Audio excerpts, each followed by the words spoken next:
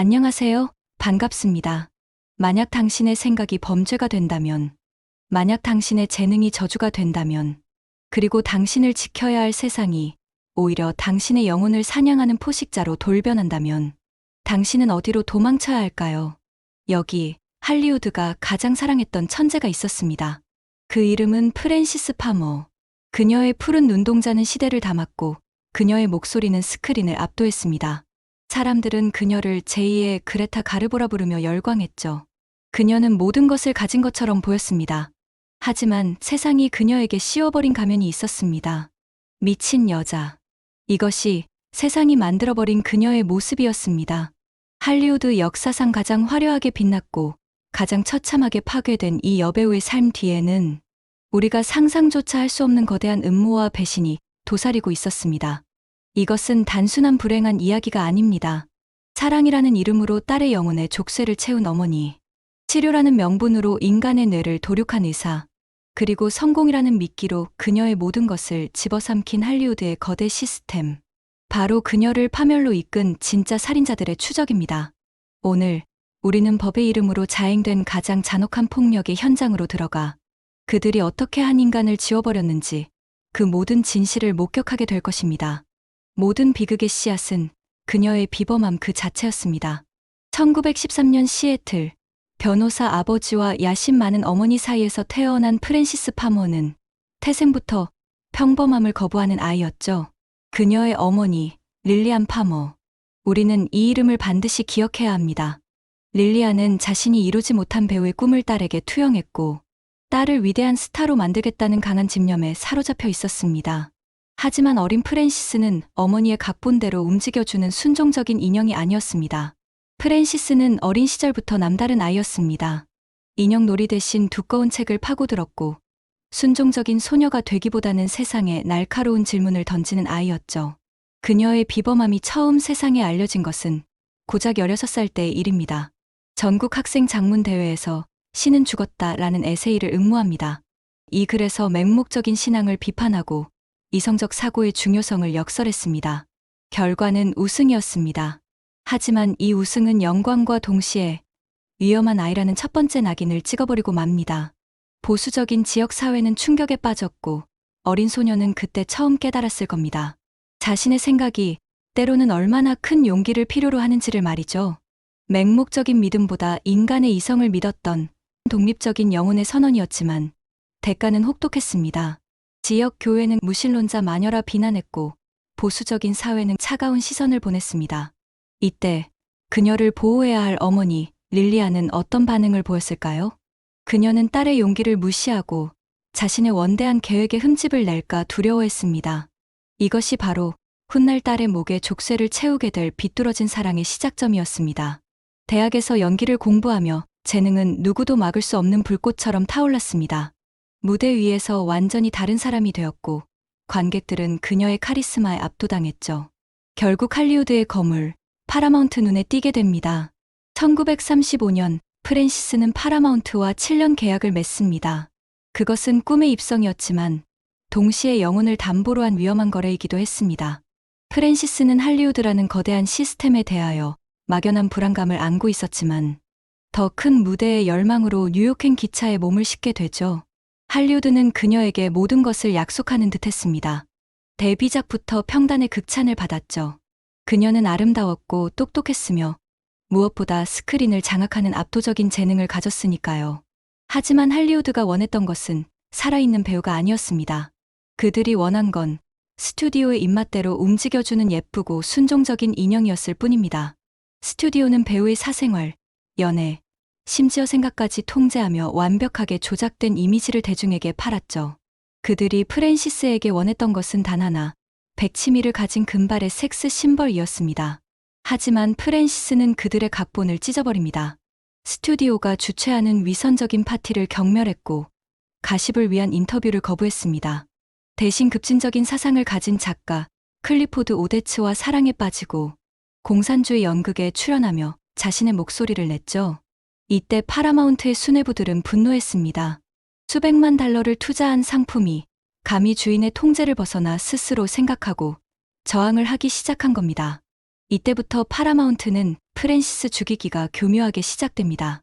스튜디오는 자신들에게 고분고분한 언론을 이용해 그녀에게 다루기 힘든 여자, 정신적으로 불안정한 배우라는 프레임을 씌웁니다. 그녀의 솔직함은 무례함으로, 그녀의 지성은 오만함으로, 그녀의 저항은 광기의 전조로 포장되었죠. 대중은 스튜디오가 만들어낸 이 악의적인 보도를 진실로 믿기 시작했습니다. 그리고 이 거대한 음모의 가장 중요한 협력자는 바로 그녀의 어머니 릴리안이었습니다. 딸이 할리우드의 규칙을 깨고 자신의 명성에 먹칠을 하자 릴리안의 집착은 광기로 변질됩니다. 그녀는 딸의 성공을 누구보다 바랐지만 동시에 딸을 자신의 통제하에 두려는 강한 집착을 가진 인물이었습니다. 훗날 프랜시스를 나락으로 떨어뜨릴 비극의 씨앗은 바로 가장 가까운 사람의 손에 뿌려지고 있었던 겁니다. 릴리안은 스튜디오의 편에 서서 딸을 올바른 길로 인도한다는 명목 아래 딸의 모든 것을 통제할 기회만을 엿보고 있었던 겁니다. 그러나 프랜시스는 알지 못했습니다. 자신을 향해 조여오는 거대한 덫이 바로 세상에서 가장 믿었던 두 존재, 스튜디오와 어머니에게서 설계되고 있었다는 사실을 말이죠. 할리우드와의 계속된 불화, 그리고 믿었던 연인과의 실패한 사랑은 프랜시스를 서서히 좀먹어 들어갔습니다. 사방에서 조여오는 압박감. 프랜시스는 술과 각성제에 의지하며 하루하루를 버텨냈습니다. 그것은 그녀가 선택한 독이었지만 유일한 진통제이기도 했죠. 또한 현실로부터의 유일한 도피처처럼 느껴졌을 겁니다. 그리고 1942년 10월 19일, 마침내 올 것이 오고야 맙니다.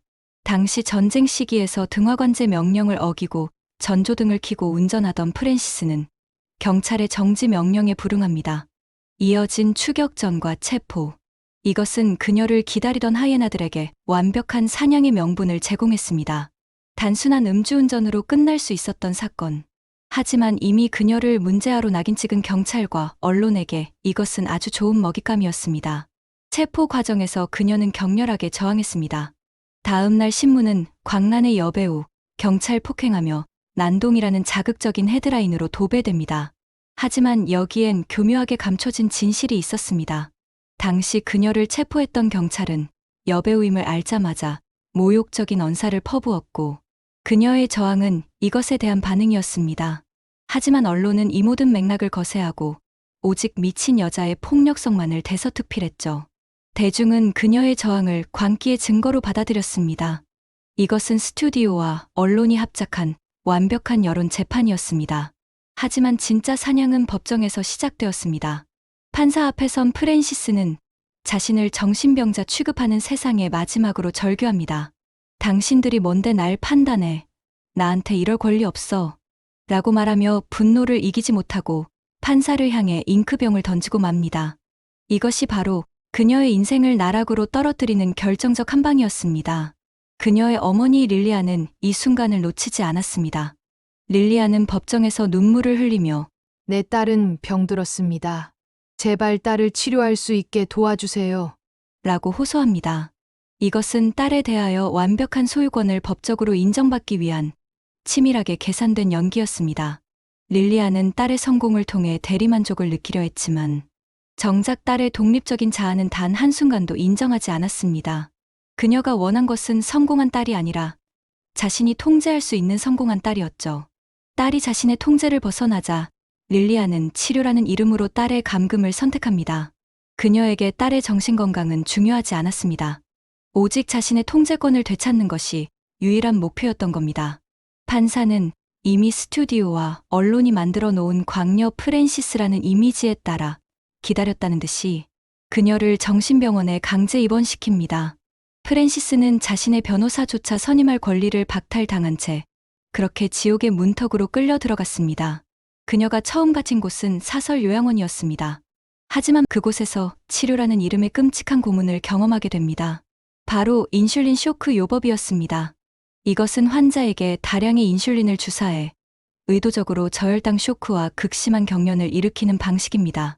환자는 몇 시간 동안 죽음의 공포와 맞먹는 발작을 겪다가 혼수 상태에 빠지게 되죠. 매일 반복되는 이 끔찍한 치료 앞에서 프랜시스의 저항 의지는 서서히 무너져 내리고 있었습니다. 몇 달 후 풀려난 프랜시스는 어머니의 집으로 돌아갑니다. 하지만 그곳은 집이 아닌 또 다른 감옥이었습니다. 어머니 릴리안과의 갈등은 극에 달했고 결국 프랜시스는 자신을 억압하는 어머니에게 주먹을 휘두르고 맙니다. 이것이 바로 릴리안과 시스템이 기다리던 그녀를 영원히 사회에서 격리시킬 수 있는 결정적 증거였습니다. 릴리안은 다시 한번 딸을 법정에 세웁니다. 그리고 이번에 그녀가 보내진 곳은 한 번 들어가면 살아서 나올 수 없다고 알려진 미국 최악의 생지옥, 웨스턴 주립병원이었습니다. 이곳은 치료가 아닌 폐기를 위한 공간이었습니다. 사회가 감당하기 힘든 골칫덩이들을 조용히 합법적으로 처리하는 곳이었죠. 프랜시스는 이곳에서 환자가 아닌 수감번호 909번으로 무려 7년이라는 시간을 보내게 됩니다. 그곳에서 겪은 일들은 인간의 존엄성이 어떻게 완벽하게 파괴될 수 있는지를 보여주는 참혹한 증거입니다. 그녀는 자서전에서 나는 끊임없이 강간당했다. 의사, 간호사, 심지어 다른 남자 환자들에게까지 나의 저항은 더 큰 폭력을 불러올 뿐이었다. 차가운 욕조에 몇 시간이고 처박아두는 수치료는 일상이었고 뇌에 직접 전류를 흘려보내는 전기 충격 요법은 그녀의 기억을 조각냈습니다. 당시의 정신의학은 매우 원시적이었습니다. 인슐린 쇼크, 전기 충격 등은 환자의 증상을 잠재우는 데만 목적이 있었을 뿐, 그 과정에서 환자가 겪는 끔찍한 고통과 인권은 철저히 무시되었습니다. 병원은 환자를 치료하는 곳이 아니라 통제하고 관리하는 수용소에 가까웠습니다. 그들은 프랜시스를 치료한 것이 아니라 그녀의 자아와 저항의지를 파괴하여 다루기 쉬운 상태로 만들려 했을 뿐입니다. 이 지옥의 한가운데서 프랜시스는 자신의 영혼을 도륙할 최악의 악마와 마주하게 됩니다. 그의 이름은 닥터 월터 프리먼. 그는 스스로를 정신의학의 구세주라 믿었던 희대의 사기꾼이자 도살자였습니다. 그가 개발한 경환화 전두엽 절제술, 일명 아이스픽 로보토미. 이것은 수술이라고 부를 수도 없는 끔찍한 만행이었습니다. 그는 마취도 없이 환자의 눈꺼풀을 들추고 안구와 안화 뼈 사이로 얼음 송곳처럼 생긴 뾰족한 기구를 찔러 넣었습니다.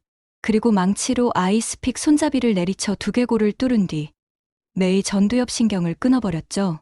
이 모든 과정은 단 10분이면 충분했습니다. 프리먼은 수술복도 입지 않은 채 마치 쇼를 하듯 이 끔찍한 시술을 행했습니다. 그는 전국을 누비며 약 3,500건에 달하는 전두엽 절제술을 직접 시행하거나 감독했습니다.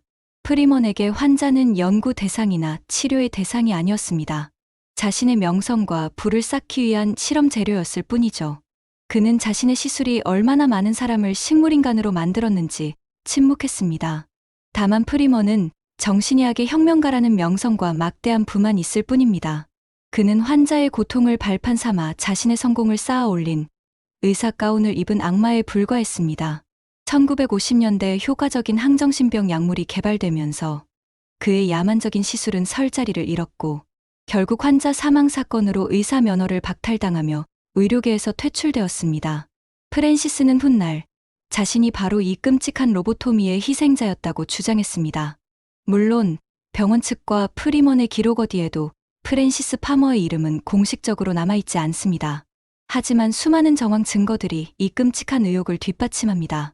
당시 병원에 함께 수감되었던 환자들은 그녀가 로보토미를 받았다고 증언했고 무엇보다 병원에서 퇴원한 프랜시스는 이전과는 완전히 다른 사람이 되어 있었습니다.